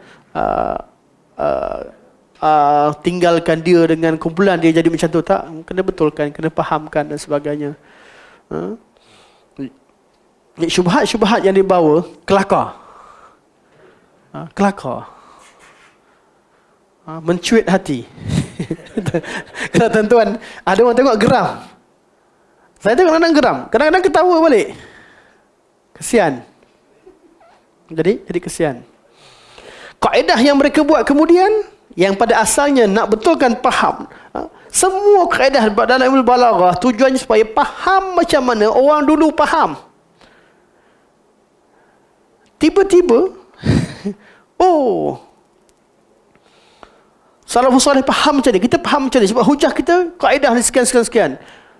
Dalam kalam ada hakikat, ada majaz. Apa? Kami tak peduli hakikat ke majaz. Kami dah tahu kalam salafus salih. Nak kata hakikat sahaja macam ni macam sebut, kami boleh berhujah dengannya. Nak kata ada majaz dalam kalam, sama juga Quran tak salah pun, yang salah awak salah faham. Betul tak? Kalau nak kata dalam kalam ada majaz, salah, adakah kita tak ada berhujah? Dalam bahasa Arab ada majaz, kemudian Quran itu dalam bahasa Arab. Dalam Al-Quran ada majaz, ada kita risau? Tak ada, kita pun tahu. Nak kata ada majaz ke tak ada majaz, perkara ilmiah yang kami tak risau pun. Sebab Quran pemahamannya terpelihara. Kenapa boleh jadi majaz? Apabila makna yang asal diketahui, makna yang asal tak dikehendaki. Mustahil makna asal dikehendaki, kerana kita mengenal yang asal itu secara qat'i. Contoh, kita kata dalam kelas ni, contoh kita ambil isti'arah lah. Kita ambil isti'arah. Ada seekor singa dalam kelas ni. Singa datang. Atau kita kata ada seekor keldai yang hadir malam ni. Minta maaf lah. Faham tak? Sebut keldai, singa. Ada kata? Ada. Hari malam ni ada lembu. Ada lembu seekor hadir dalam kelas Batu Salam. Minta maaf, contohnya. Nak cakap singa pun kita faham, kedai pun kita faham, lembu kita faham. Tapi kita kata, kalau kata majaz lah. Kita kata majaz. Ibn Taymiyah kata, lembu tu nak tahu lembu, maksud lembu apa, tengok pada ayat. Ayat tu maksud lembu, seekor lembu, kadang-kadang maksud orang yang kena cocok hidung. Contoh. Dia hakikat dua-dua. Ibn Taymiyah kata, bukan perkataan tu. Tengok pada ayat lah. Buat apa nak susah-susah hakikat majaz? Tengok ayat, kita faham. Ibn Taymiyah tak kata tak ada majaz. Kaedah senang. Supaya apa? Kerana ahli balaghah dia kena pening kepala sampai semua benda dia pecahkan. Hakikat ke majaz? Hakikat ke majaz? Benda kita memeningkan. Semua makna ayat dipahami melalui konteks. Ibn Taymiyah kata tak ada majaz. Yang ada hakikat. Tapi hakikat lughawiyah. Bahasa tu kaya. Hakikatnya sesuai dengan konteks. Apa masalah? Salah ke Ibn Taymiyah? Tak ada salah pun. Tu cara beliau untuk mudahkan faham. Tak nak faham dengan mudah. Yang kedua, yang mana makna asalnya, mana-mana kemudian. Buaya darat. Contoh. Kalimah ni, ada kalimah yang kita nampak yang ni lebih kuat. Ada kalimah yang ada dua makna serentak. Tak tahu mana yang mana makna asal, yang mana makna kemudian. Dia memang kata, jadi kaedah tu tak jelas. Ada perkataan-perkataan yang ada dua tiga makna serentak. Yang tak boleh kita kata yang ni lebih kuat. Kalau macam keldai, tahulah keldai yang betul, keldai lah. Yang hadir kat kelas takkan keldai. Kita nampak yang mana lebih kuat. Tapi ada setengah perkataan yang kita tak boleh nak katakan inilah yang mana asal. Kerana ada banyak makna sejak daripada asal. Jadi kaedah ini, kata Ibn Taymiyah, kaedah hakikat dan majaz adalah kaedah yang dengan takrif yang asal, bahawa ada bahasa asal, bahasa kemudian, tak jelas sebab ada perkataan yang tak ada asal. Yang tak ketahui yang mana lebih asal daripada yang lain.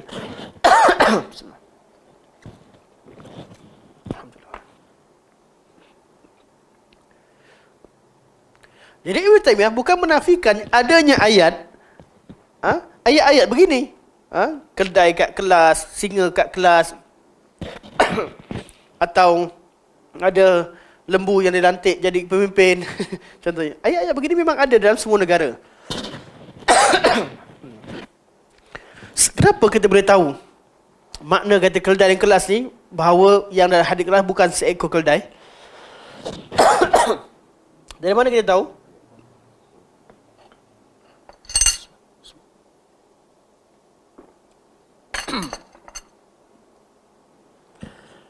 Sebab kita kenal hakikat seekor keldai itu macam mana. Makna asal tu kita tahu dan kita kenal hakikatnya. Jadi kita tu tak mungkinlah keldai datang kelas. Tak mungkin keldai pakai mic. Tak mungkin keldai baca ayat Quran. Kerana kita kenal hakikat keldai. Jadi kita kata, oh, tak mungkin, mustahil maknanya keldai. Akal kita menghukum mustahil maknanya keldai. Maknanya orang yang jahil, contoh. Orang yang bodoh. Mana ada kitab tapi tak pandai baca. Seperti seekor himar bawa banyak buku. Ada bukti depan mata tapi tak faham. Copy paste di sini tak faham. Itu perangai keldai. Kan, keldai ni bawa kitab banyak. Dulu keldai ni kerja dia bawa barang-barang, bawa kitab sebagainya. Tapi dia tak faham pun apa ada atas dia. Asalkan tuan nak kitab dia. Tuan dia letakkan najis lah, tak kisahlah. Keldai ni bawa semua. Dia tak faham. Dia bawa barang-barang. Okey. Jadi kenapa boleh berlakunya majaz? Kerana akal menghukumkan mustahil. Makna asal itu boleh dimaknakan pada ayat tersebut. Ayat tersebut kerana dia kenal hakikat makna asal tersebut. Maka dia terpaksa tafsirkan dengan makna yang lain. Faham? Anda tak terangkan cara detail, tapi nak fahamkan idea. Kenapa perkara ghaib dan sifat Allah kita katakan tidak ada majaz? Kerana hakikat sifat-sifat Allah dan perkara ghaib ini kita tak tahu, kita tak kenal. Bila kita tak kenal hakikatnya macam mana kita kata ini bukan. Kalau keldai, kita tahu keldai itu macam mana. Jadi kita kata makna dia lain. Tak mungkin. Untuk sifat Allah, kita tahu hakikat macam mana? Tak ada seorang pun atas muka bumi ni orang Islam yang mengaku dia tahu hakikat sifat Allah itu macam mana. Sebab tu kalimah yadullah perlu diertikan dengan yadullah, bukan yad saja. Apa yang jadi pada golongan Ahlul Kalam, mereka tidak berikan makna idhafah tadi. Yadullah bukan yad sahaja, bukan yad makhluk. Bukan, yadullah tu perlu ditakkan tangan Allah. Hakikat tangan Allah kita tak tahu macam mana, tak tahu ada tidak, macam mana bentuknya, keadaannya kita tak pasti. Macam mana kita kata mustahil bagi Allah memiliki tangan kerana itu sama makhluk. Orang nampak. Rupanya dia kata sama dengan makhluk. Salah pada otak dia.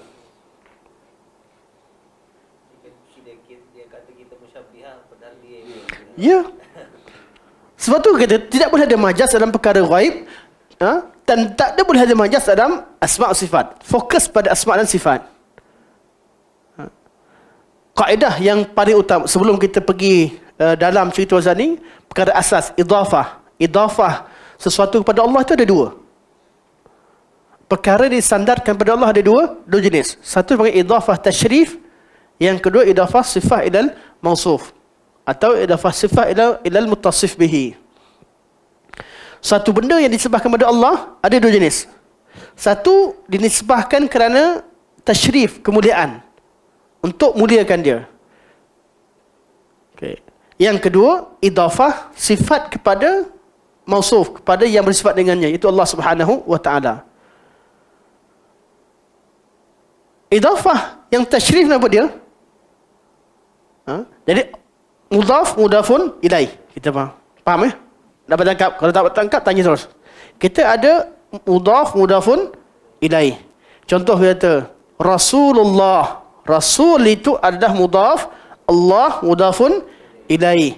Yadullah, mudaf adalah yad, Allah adalah mudafun ilaih. Dalam konteks ayat sifat, Allah adalah mudafun ilaih. Jadi Allah tak berubah.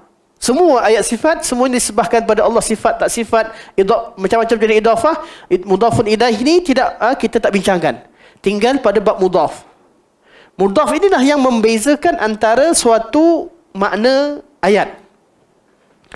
Sekiranya mudaf ini terdiri daripada makhluk atau yang sesuatu yang selain Allah, yang berdiri dengan sendirinya, maka idafah itu idafah tasyrif. Contoh, Baitullah, rumah Allah. Rumah tu makhluk tak makhluk? Makhluk. Jadi Baitullah, rumah yang mulia. Rasulullah, Rasul makhluk ke? Sebagian pada Allah, makhluk. Rasulullah, idafah kemuliaan. Unta, naqatullah wa suqiyaha. Naqatullah, naqah ni unta. Unta Nabi Saleh. Unta ni makhluk ke Allah? Makhluk. Naqatullah adalah unta yang Allah muliakan. Naqatullah. Apa lagi? Semua makhluk yang disebahkan kepada Allah, yang mempunyai zat tersendiri, yang mempunyai hakikat yang tersendiri, zat yang tersendiri, idafah tasyrif. Dan kita tak masukkan bab sifat. Tak jadi macam ahli kalam. Kalau kata Allah Baitullah, nanti kan rumah Allah kat Kaabah lah. Kini sebenarnya. Dah. Itu awak punya otak. Kami tak macam tu. Kami tak fikir macam tu. Semua yang makhluk ataupun suatu zat yang selain daripada Allah, yang bukan sifat. Semua yang makhluk, idafah. Okey. Manakala perkara-perkara yang sifat, iaitu yang keberadaannya bergantung kepada mausuf, yang tak ada wujud dengan sendiri. Contohnya, kita buat contoh yang mudah dulu. Pendengaran. Pendengaran boleh wujud ke sendiri? Tak, dia mesti menempel pada zat, iaitu yang mendengar. Jadi sam'ullah, pendengaran Allah, kita tak kata sama' ni makhluk. Sama' ini adalah sebahagian daripada sifat Allah Subhanahu wa taala. Basarullah, penglihatan Allah. Basar ini bukan makhluk, bukan idafah tasyrif, tapi idafah sifat kepada mausuf. Kalamullah, tak ada kata makhluk. Kalam itu sifat Allah. Kalamullah yang hakikat, bukan Allah cipta makhluk macam mana cipta ni. Tak, sebab kalam itu sifat Allah, bukan makhluk. Yadullah, tangan Allah, tangan tak wujud sendiri. Kalau kena tangan idafah, mudafun ilahi, tengok pada siapa. Tangan makhluk lah. Tangan dia mesti ada zat. Bila dia kata yadullah, itu idafah sifat kepada mausuf, bukan idafah tasyrif. Memang Allah memiliki tangan. Jelas? Wajhullah, wajah ada sifat pada zat. Wajah tak boleh ada sendiri, mesti berdiri pada zat. Jadi kita wajhullah, memang Allah ada wajah. Dari segi nisbah, dari segi makna boleh je macam saya sebut. Malam ni siapa nak minum dengan sakit bawah? Tu. Muka dia first sekali. Angkat saya. Ideal kata muka saya first pada bawah. Walaupun dia kata muka dia, kita faham. Dialah. Bukan muka je datang. Sebab muka ni sifat. Sifat takkan ada sendiri. Dia mesti bersama dengan zat. Jelas? Jadi ayat-ayat sifat tak boleh bercampur aduk. Apa berlaku pada ahli kalam? Bijak sangat. Sampai tak boleh bezakan yang mana idafatul tasyrif dan idafatul sifah pada mausuf. Jadi yang tinggal sifat. Tinggal sifat. Jadi sifat inilah kita muamalah bahawa sifat Allah, kita kata semuanya selayaknya bagi Allah Subhanahu wa taala tanpa ada beza. Tanpa beza kepada sifat. Semua sifat Allah maha sempurna, tak sama dengan makhluk. Hanya Allah Subhanahu wa taala yang mengetahuinya. Kesempurnaan tersebut selayaknya bagi Allah Subhanahu wa taala. Selesai tak selesai? Selesai. Simple tak? Simple. Boleh bezakan yang mana sifat, yang mana bukan. Yang kedua, dah tahu sifat Allah, dah sifat Allah tak akan disifatkan dengan mana-mana sifat makhluk. Ni dah tahu yadullah, dia pergi, nanti ada jisim, nanti ada yang bagaimana kalau begini begitu. Tak, Allah beritahu, Nabi beritahu. Allah tak salah perkataan Nabi, tak salah perkataan Nabi, dia beritahu, percaya je. Tanpa mensifatkannya. Ini kerja 2 minggu. Anda baca tadi. Selama 2 minggu nak cari adanya pertentangan antara nas. Masya Allah. Hari-hari nak kata Al-Quran itu bertentangan satu sama lain. Hadis itu bertentangan satu sama lain. Kalaman Rasulullah bertentangan satu sama lain. Akidah mereka juga tidak sempurna. Mereka juga manusia. Hari-hari nak bawakan agama ini, dalilnya ada pertentangan. Hadisnya ada pertentangan. Ulama dengan salaf ada pertentangan. Mana akidah kita? Akidah yang kita kata, akidah yang diwarisi secara ijma', yang sempurna, hilang habis. Kalau dibenarkan orang berbicara begini, agama Allah dan sumber-sumbernya, kitabullah, sunnah Rasulullah, salafus salih, mereka inilah orang yang paling sempurna kefahamannya dan tidak ada kontradiksi. Tak ada kontradiksi. Itu tak pening. Tuan-tuan, kenapa saya menentang ilmu kalam? Bukan orangnya, masyarakat. Masyarakat, orang kata kan saya dah sebut dah. Bukan saya dengan orang awak, tak ada. Kita dalam masalah dengan manusia. Kita menentang fikrah. Fikrah kalam tak boleh terima orang awam itu sebagai seorang beriman sebenarnya. Kerana tak belajar ilmu kalam. Sebab itulah awal wajib al-mukallaf. Kita belajar sekali dalam ilmu kalam, ada awal masalah, awalul wajib al-mukallaf. Benda yang paling wajib pertama sekali mukallaf apa dia? Ada kata an-nazru, ada kata qasdun nazar, ada yang kata asyak. Dia kata apa? Asyak ni Mu'tazilah. Dia kata apa? Kenal Allah ni tak ada taklid. Kena kenal Allah daripada akal kita sendiri. Kalau batiniah ataupun sufi, kenal Allah hati kita sendiri. Dia dua lah ni. Satu guna akal, satu guna hati. Dua-dua ahli kalam. Dua-dua ahli kalam. Tapi pecah, dia nama lain lah. Tapi asal cara fikir sama. Okay. Dia tak boleh kenal melalui taklid. Apa taklid? Ikut. Ikut siapa? Siapa-siapa lah. Ikut Nabi pun tak sah. Ikut Quran pun tak sah. Ikut orang pun tak sah. Tuan-tuan jangan kata saya reka-reka. Buka kitab tengok. Sebab tu dia kena tahu, dia kena kenal alam ini baharu, dan Allah tu qadim dengan akal dia langsung, bukan taklid. Dan mereka bincang pula, kalau taklid dengan Al-Quran dengan Sunnah macam mana? Atau taklid dengan Al-Quran? Khilaf. Khilaf. Sebab agama asal kata tak boleh. Sebab tu kata Mu'tazilah, ahli kalam yang asal lah, Mu'tazilah Jamiah kata, perkara pertama, bila kata akal, nak kenal Allah tu wujud tak wujud, alam ni baru benda yang susah. Jadi kita kena belajar betul-betul ilmu mantik supaya tak salah fikir. Akal mantik lah yang kontrol kita punya pemikiran. Jadi dibuat kaedah lah, ada dalil hudus, qidam dan sebagainya, ada dalil hudus alam dan qidamullah. Berkaitan dalil hudus ini dibincangkan, maka wujudlah kaedah pertama dalam sifat yang dibincangkan, sifat wujud. Wujud itu macam mana? Wujud dan perbincangan berkaitan dengan wujud, dengan tafsiran yang pelbagai. Tafsiran yang pelbagai. Jadi timbullah ilmu nazari, ilmu yang complicated, ilmu yang detail berkaitan dengan buktikan Allah wujud. Barulah manusia kenal Allah dengan akal dia tanpa taklid. Bukan ikut Quran, bukan ikut sunnah, bukan ikut Nabi, bukan ikut sahabat, bukan ikut siapa. Dia kenal akal secara direct dengan panduan ilmu mantik. Itu ilmu kalam. Jadi datanglah sifat-sifat yang dibincangkan. Jadi macam mana? Perkara yang paling wajib, paling awal, kewajipan paling awal, Dia kena belajar ilmu kalam atau belajar ilmu mantik atau belajar ilmu ini untuk kenal dengan sendirinya alam ini baru, Allah itu qadim. Lepas tu kita bincangkan tentang wujud, untuk qidam dan sebagainya, persusunannya, tertib ikut susunannya. Okey. Jadi kenal ini yang dimaksud kenal Allah, awalul ma'rifatullah, sisi mereka bukan kenal Allah dengan ikut wahyu, tetapi kenal melalui akal. Jadi kewajipan yang pertama, kata Mu'tazilah, syak. Nak kenal sendiri supaya kita tak taklid, first sekali buang segala akidah kamu. Kosongkan tu mereka ni falsafah. Nak buat perbandingan, nak buat semua, kamu nak betul-betul murni apa yang kamu faham dan kenal, buang segala kepercayaan kamu. Iaitu kewajipan pertama adalah syak. Jangan terima kebenaran. Semua benda kena kamu syak, kamu kena kaji dalilnya, kamu faham. Jadi mereka datang-datang syak, Allah wujud ke tak wujud? Tak tahulah Allah wujud tak wujud. First kali kena timbulkan syak.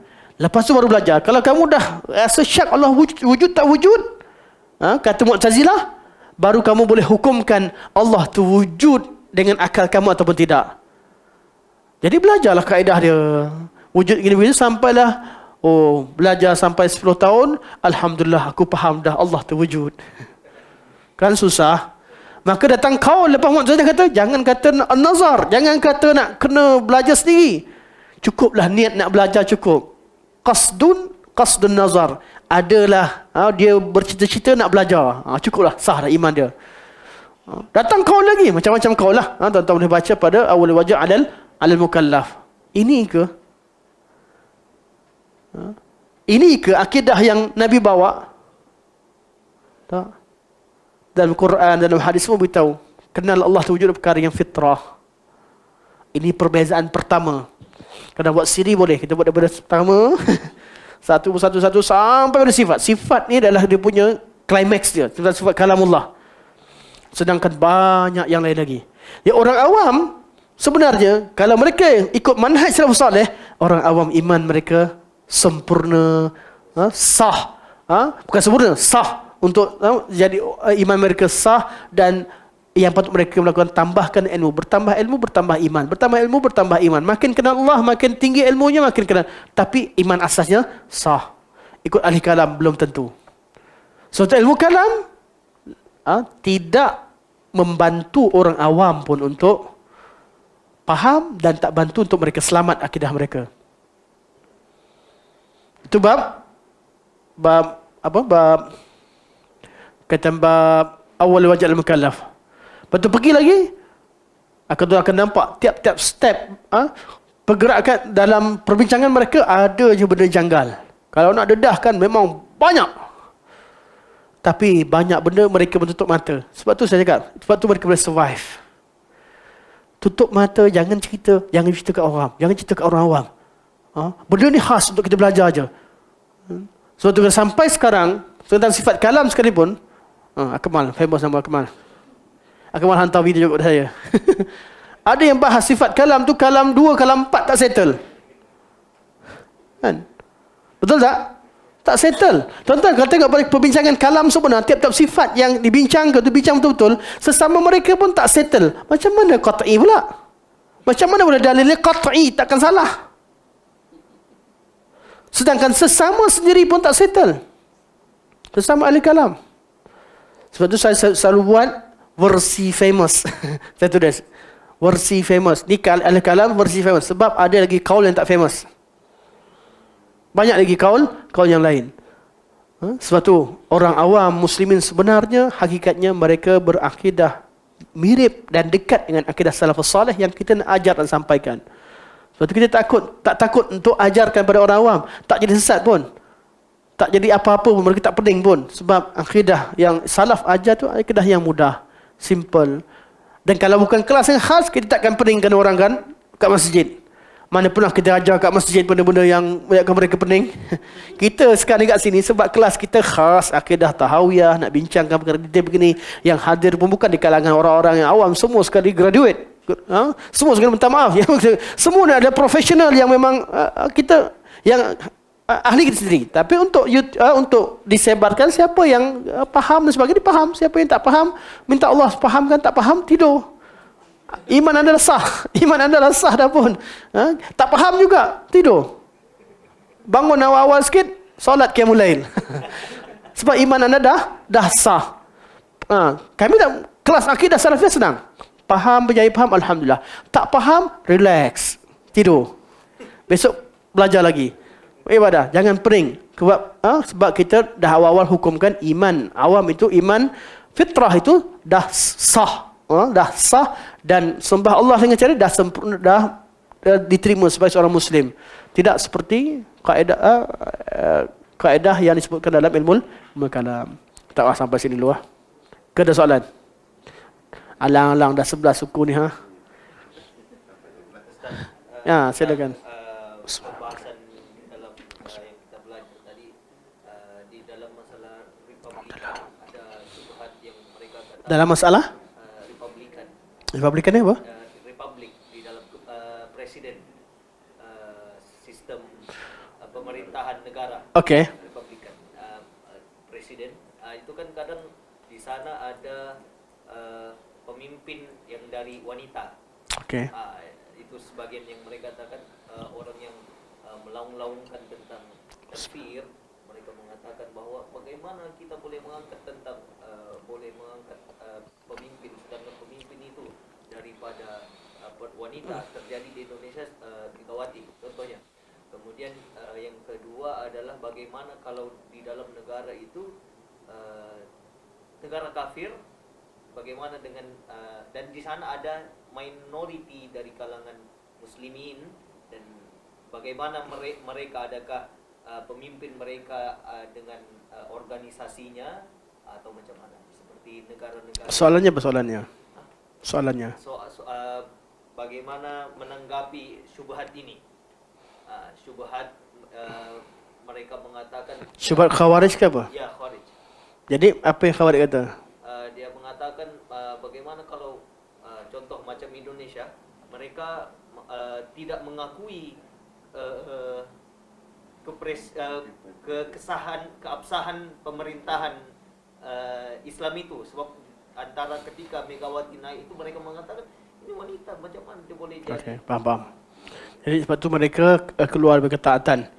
Ini kita bincang, kita dah sebutkan, kita isyaratkan. Satu, sama ada mereka atau kita sama-sama tak setuju. Kita pun tahu sistem, selain sistem itu akan melahirkan kadang-kadang kesan buruk, termasuk pelantikan wanita sebagai pemimpin umum dan sebagainya. Itu perkara yang bercanggah dengan nas syarak. Tetapi kita tetap berada dalam kemaslahatan umum. Kita berada dalam sistem yang kita tak mampu ubah ketika itu. Melepaskan masyarakat dalam keadaan tidak dibimbing dengan kemampuan yang ada, satu kesalahan. Mereka akan, kalaulah orang agama semua sekali, mufti pun tutup semua pejabat agama. Sebab apa? Pemerintah dia wanita. Jadi ormas-ormas, organisasi masyarakat yang ada di Indonesia semua bubar.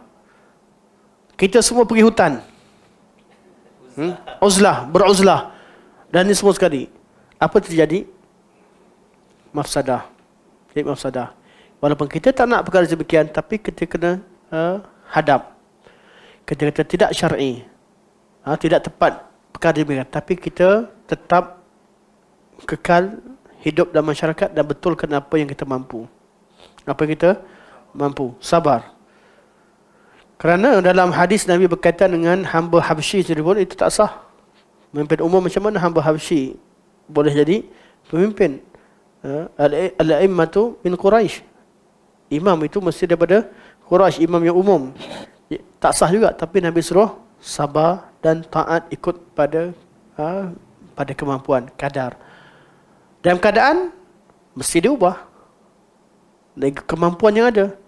Kelompongan itu wujud. Dan ada sistem yang memang sistem demokrasi ini asalnya sistem kufur. Tetapi kita hidup dalam sistem demikian. Kita hukumkan sistem kufur bukan berarti kita mengkafirkan sistem itu.